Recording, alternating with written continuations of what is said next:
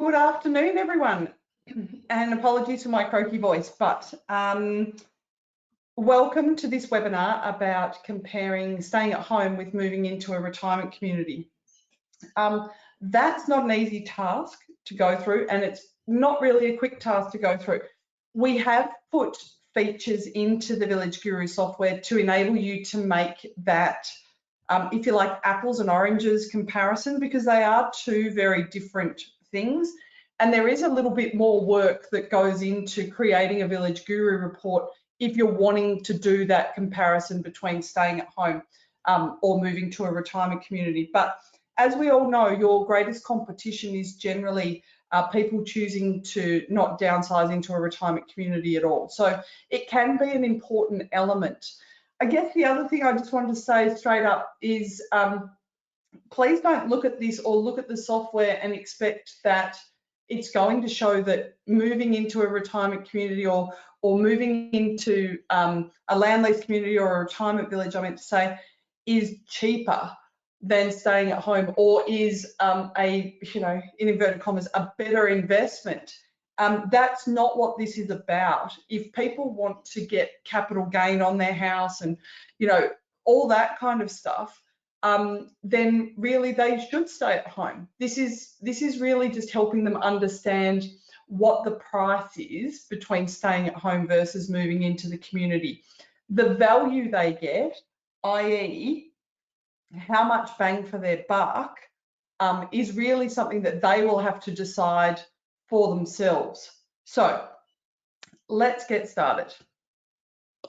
Now, as you all know, nothing that I'm talking to you about today is designed to take into consideration anyone's personal financial objectives, situation or needs, and people should absolutely seek advice from a retirement living and aged care specialist. And if you're looking for a panel of those people, you can find them on our website, agedcaregurus.com.au, and go to the Seek Advice tab.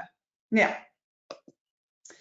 when it comes to downsizing options, there's lots of options that people have got. They can downsize into a unit or an apartment, in a strata development. They can downsize into a granny flat. But really what we're focusing on today is downsizing into a retirement village or a land lease community and how that compares with staying in their family home. And thank you so much to the communities who gave us their case studies to use for this. I guess it's one of those things that when we go through that process for a customer, I always love to be able to share that, obviously de-identified, because I think it can be a great learning experience, not just for the sales consultant who's helping that particular person or couple, but it can also be great for everyone else who's using the software as well to see what are people doing, what are they showing, and how are they engaging with the software. So while we're talking about money today, the greatest predictor of whether or not somebody loves living in their retirement community is the vibe of the community. So no one ever said to me, oh, look, Rachel, I feel like a square peg in a round hole, but it's fantastic because it was cheap. It doesn't work like that. That's not the value of the transaction. That's the price. Right, the price might be cheap, but the value is in the community, the safety, the security, the activities, all of the vibe, and that I guess is where it becomes tricky when it comes to crunching numbers. That there is a more important element that overlays those numbers, which is how much value are they going to get out of it? And the value is kind of an intangible because it will vary from one person to another. In my experience, the value that people think they're going to get out of downsizing into a retirement community is actually far less than the value they do get. But it's a really hard thing because you can't run your life, on two different courses in parallel. So to a certain extent, they need to transact based on what they think they're going to get, and then the overwhelming majority of them get so much more than that. Now, when it comes to retirement communities, I'm kind of bunching together two distinctly different legal and financial arrangements. So we've got retirement villages, which often operate on a leasehold or a license arrangement, although there are some villages in the market that operate on strata or company or unit trust title or rental arrangement. And then we've got land lease communities, and their contracts are actually kind of two contracts in one, where you're buying the house and then you're leasing the land over which it sits. Those distinctly different contracts create distinctly different treatment for social security purposes. So in a retirement village, if you pay more than $224,500 for your home, then you're considered a homeowner and you're not eligible for rent assistance. And I should say, this is in general how it works. It will be based on the individual contract. Likewise, the reverse is true in a retirement village. So likewise, if you're moving into a retirement village on leasehold or license type arrangement and you're paying less than $224,500, you would be classified as a non-homeowner, and you can qualify for rent assistance based on the ongoing fees associated with living in the village. In a land lease community, because your contract has those two different elements, i.e. you're buying your home but you're leasing the land on which it sits, you are a homeowner, I guess, in simple terms, because you are a homeowner, but then you can qualify for rent assistance on the ongoing fees, which in a land lease community is known as site fees, to enable you to, to claim rent assistance on that. A lot of people don't really understand that, and they think that that's a big anomaly, but retirement villages are treated in the same way as granny flats. Land lease communities are treated in the same way as caravan parks and, boats and yachts, where you're essentially mooring a house, or a yacht, if that's your principal place of residence, on someone else's property. So I don't know if that helps to explain it, but from a social security point of view, these contracts, even though the built form may look very similar, the contracts are very different. Now, when it comes to rent assistance can be a fabulous addition to the age pension or to many other pensions, but when it comes to the Village Guru software, we're only calculating age pension and rent assistance, and that's because the overwhelming majority of older Australians are getting an age pension. So rent assistance gets calculated once the rent exceeds the threshold, and you can see here that the thresholds are relatively low. $135 a fortnight for a single, and call it $220 a fortnight for a couple. Once the rent goes over that, then rent assistance kicks in at 75 cents per dollar, but it's not unlimited. So the maximum rent assistance someone can claim is $152, let's call it if they're a single, and $143 a fortnight if they're a couple. And this amount here is how much rent, or in the case of a land lease community, how much site fees they would need to pay to qualify for this amount of rent assistance. In my opinion, rent assistance should be more than what it is. I think the rate at which rent has gone up, rent assistance isn't keeping pace with that, but certainly the ability to get rent assistance is helping many older Australians to fund their downsizing decisions.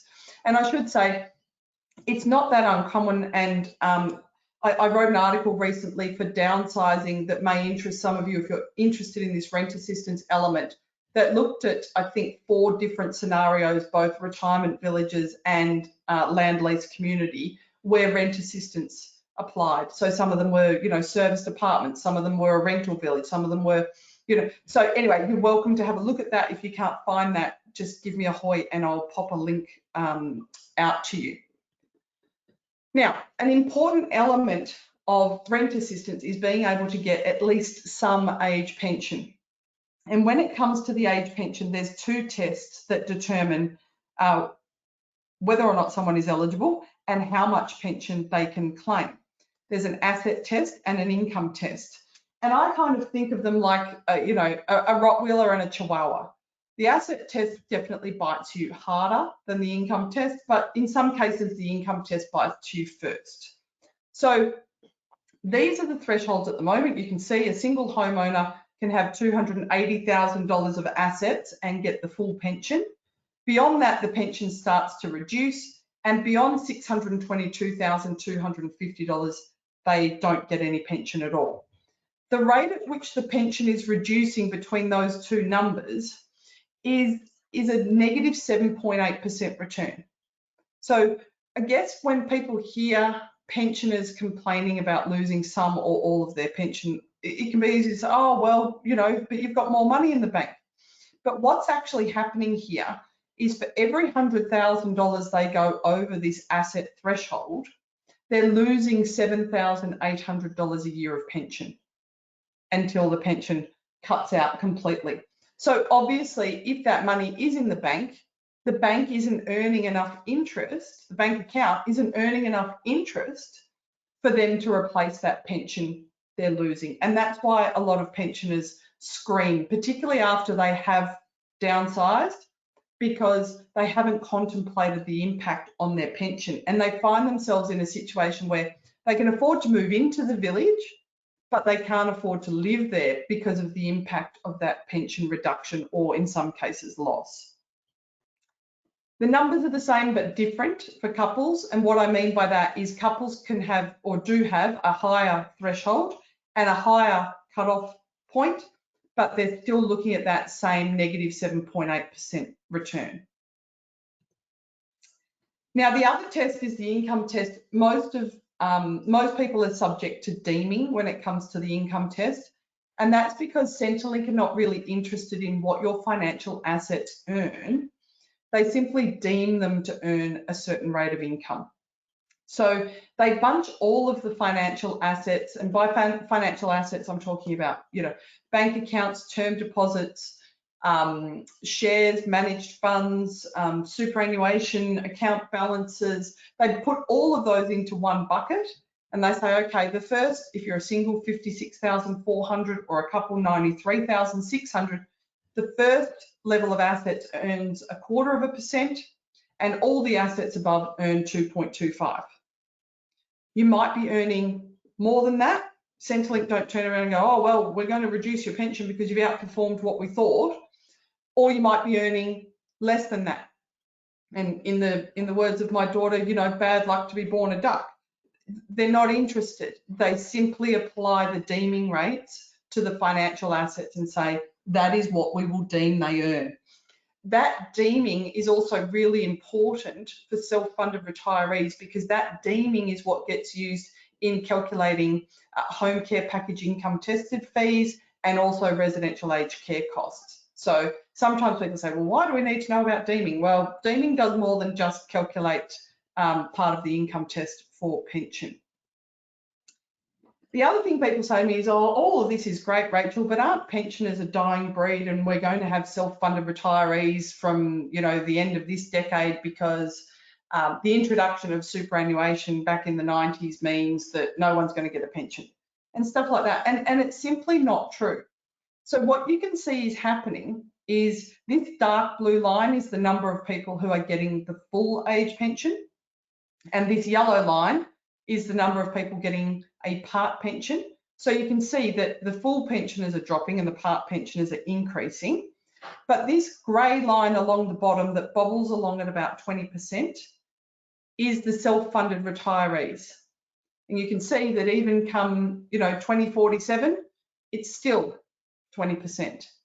So the overwhelming majority of retirees in Australia receive an age pension and will receive an age pension for another, you know, 25 or so years. So when you're thinking about what you're pricing your communities at and how you're communicating with those prospective residents about the cost of moving to your community, then it's really important to understand how many of those are likely to be pensioners.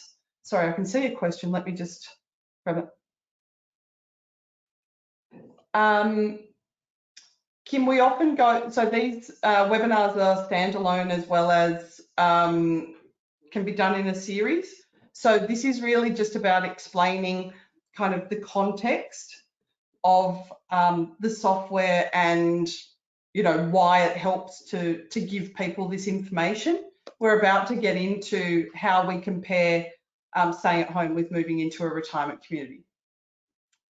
So when you've got a customer and they would like to compare staying at home with downsizing into your retirement village or land lease community, this worksheet, which all of you should have, and if you don't, I'm more than happy to make it available to you, can be really helpful. And the reason it can be really helpful is because the overwhelming majority of people, for whatever reason, believe that staying at home is free. And so when they look at the site fees in a land lease community, or when they look at the general service charge in a retirement village, they think about it as an additional living expense. So a cost that goes on top of their current cost of living. And in order to do the comparison of what is it going to cost to live in the village, what is it going to cost to stay at home, it really helps for them to go through this process of what is it currently costing them to stay at home, because you'll know what it costs for them to live in the village. When it comes to the renovation costs, renovation costs are something that they can avoid, but typically they're going to have to meet those costs at some time. So whether they meet that cost, you know, today and every 5 years, or whether they meet that cost every 10 years or every 20 years, they still need to meet that, or they're only going to meet that cost when they're preparing to sell. They're still going to need to meet that cost. So a good way of looking at the renovation costs is, I would say, okay, over 10 years, what is it going to cost you? And then divide that by 10 to get, you know, what is it annually, even though you may not be paying it, what is it annually costing you? So crunching the numbers. The first example I wanted to give you was a customer who moved into Ingenia. So this is Sally. She's got a fairly simple financial arrangement. She's got a house, some personal assets, some investments. She currently gets the full age pension and she doesn't get rent assistance. And that's not uncommon for people who have not yet downsized into a land lease community. They're typically coming out of a house where they're not eligible for rent assistance into a house where they are. Sorry, let me just jump into the software.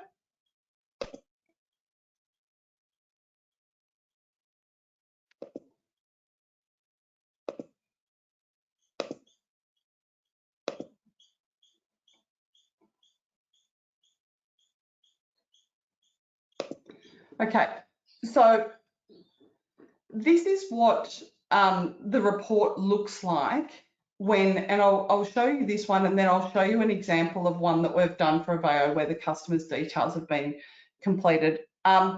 So you can see we're comparing the current home worth 600 and the house in the land lease community is 475. You might have another house in the land lease community if that's what you want to show. So there might be, I don't know, a house with upgrades, or it might be a bigger house, whatever it might be, you can show that as well if that's what you want to show. So obviously a brand new house, no renovations are going to be needed. Those houses are incredibly efficient in terms of energy, cooling, all of those sorts of things. So the estimate is that her utilities will drop by about $200 a year. I know that for my grandmother, her utilities dropped literally through the floor when she downsized into a retirement village, because it's amazing how much power and water and everything else that you don't use when you're not home. The rates are actually part of her site fees. Insurances are cheaper. Garden and pool maintenance is covered by the site fees. Travel and entertainment is less because she's doing more things within the community. Health and wellness expenses, well, there's a swimming pool, there's a gym, there's all of those things. So it's really about making that comparison. You can see that it's still more expensive to live in the land lease community. The purpose of this is not to show someone that it's cheaper. It's really about helping them make the apples and oranges comparison between what does it cost to stay at home, what does it cost to move into the land lease community. Let me jump into the software and just show you. So this is an Aveo customer. And you'll see when you're in the software, so normally the software looks, this bit is not expanded and this more detailed bit is not expanded. So normally you're not looking at these bits down the bottom and you're not looking at capital growth and selling fees because the assumption is that the house will be sold. So if you're wanting to compare staying at home, you do need to put in an assumed rate of capital growth and an assumed rate of selling fees so that we can project the value of that home over time. The maximum capital growth that we allow you to put in is 3% a year. And you can see there the maximum selling fees are 5%. Down here, you can see that when it comes to the home expenses, you can either put in a single figure or we give you little subtotals to help you to break up what is that amount, because we find that the home expenses, and this is to do with their current home, that is the hardest thing for people to wrap their heads around. So being able to say to them, what are you paying for renovations? What are you paying for appliances, utilities, rate? It gives them kind of a shopping list of things to work through. Living expenses, we tell you, and typically living expenses don't change between living in the village and living at home. It's more so beyond the home expenses, it's more so the travel and entertainment and the health and wellness because of the facilities that the village have that they don't have in their own home, that they typically do things within the village rather than going out to do them. So rather than going to the gym, they use the gym in the village, or rather than going to the movies, they use the cinema that's in the village. Then when you add a property, you'll see that you need to then add the relative expenses. So when you're adding your retirement village property, in this case, you'll then need to add the comparison on those particular items. And, oh, sorry, logged out. So I can show you that. So then the report will come out with all of those things that you've put in compared with what you've said is the cost of living in the village. Now, in this particular customer's case, we just chose these two contract options, but they're, in Aveo's case, they've got 3 contract options, but because we could only show 3 things side by side and the customer wanted to compare with staying at home, then we needed to choose which 2 contract options. So we chose these based on what the customer said they thought would be the most likely options that they would look at. But you get to choose that in the summary page. So it's not like the software's making that choice for you. You can see that it's also then calculating age pension. Deemed income is that income that Centrelink will deem on that level of investments, and then the exit entitlement and the repayment time frame. So you can see here that clearly that, if you're talking about investment, as in financial investment, wanting to have an asset that grows in value over time, it won't show that moving into the retirement village is going to equal a greater net wealth position in the future.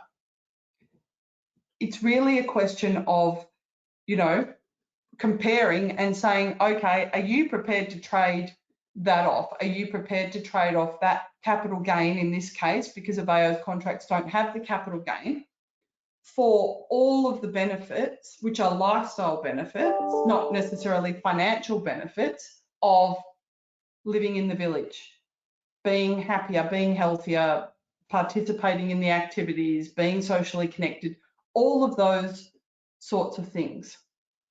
I hope that makes sense to you all. Obviously, you can't tell the customer which option to choose. So even though you might be able to see, and I mean, I can see that, the bond option enables this customer to keep the same amount of pension that they're currently getting at home. You can't say things to the customer like, you should choose this option because it enables you to keep the same amount of pension as what you've currently got, for example. it's really a matter of just showing the customer what those options are, and it might be like in the Ingenia report, it might be that you're looking at 2 different options. In this report, we're looking at 3 different options, and say it's up to you. This is what those numbers look like. Make a decision and let us know which option you would prefer. Okay. Are there any questions on any of that?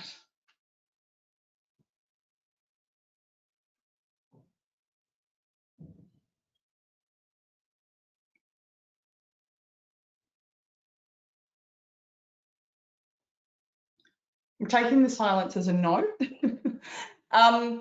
If you don't have a copy of that considering downsizing worksheet, please let me know, and we will get that out to you. We can email that to you, and you can print it just on your office printer, but it's also great that you can email it out to customers if that's what you want to do. Sorry, I can see there's a question now.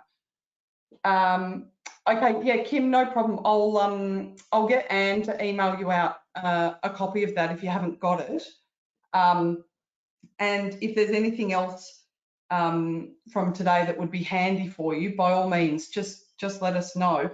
Similarly, if you do get a customer who's wanting to do this kind of apples and oranges comparison, I guess I call it, don't hesitate to get in touch with us.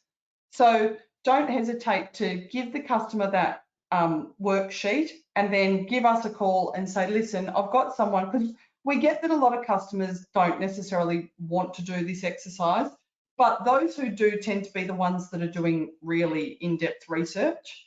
So yeah, by all means, give us a call and we can help. If it's the first one of these that you've done, we can help step you through that and talk to you about, you know, sort of what are the comparisons.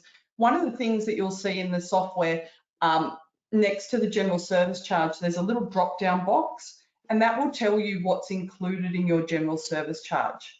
And that can help you a lot in terms of talking to the customer about what that general service charge covers.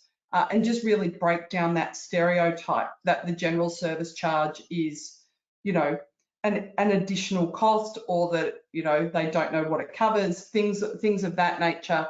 So if that helps you, then and you're not exactly sure where to look, give us a buzz and we can talk you through that as well. So just to wrap up, this, you know, the Village Guru software really is a sales tool. It is there to help you and to help your customers make an informed decision. And that's simply because we believe that having really well-informed customers enables them to understand the transaction and to move in quicker.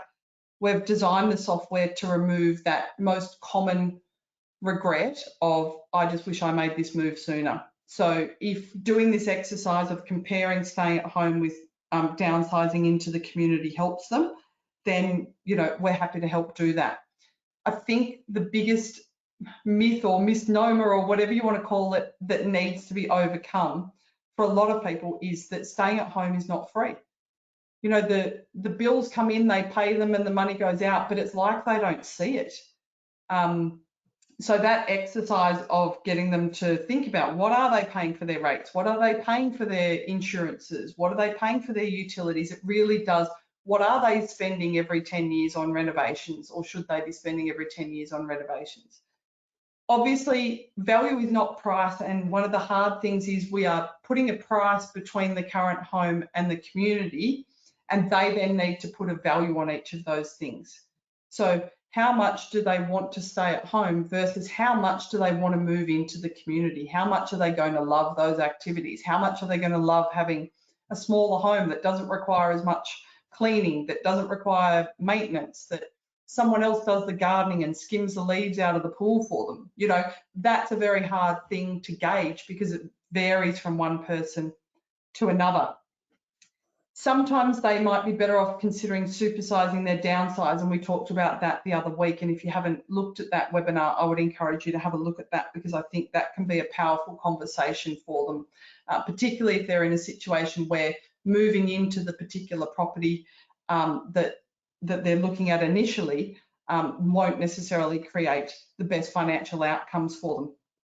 And of course, there's lots of financial implications, more than just pension, rent assistance and home care package costs, and prospective residents should absolutely be seeking advice about what the implications are of downsizing into a retirement community. So thank you so much for your time, Kim. I will make sure that I shoot or Anne shoots out the Considering Downsizing flyer. Anyone else who wants it, just pop it in the chat box and we'll get it out to you as well. If anyone's got any suggestions on other webinar topics that you would like to hear about, by all means, shoot us an email or pop that in the chat box too. We are looking at doing a webinar in the lead up to Christmas. So I don't know, I was thinking about top 5 questions or something like that, but let me know if you've got particular things you'd like us to cover and we'll put that on the agenda. Thanks so much for your time, and hopefully we'll see you next week. Okay, bye for now.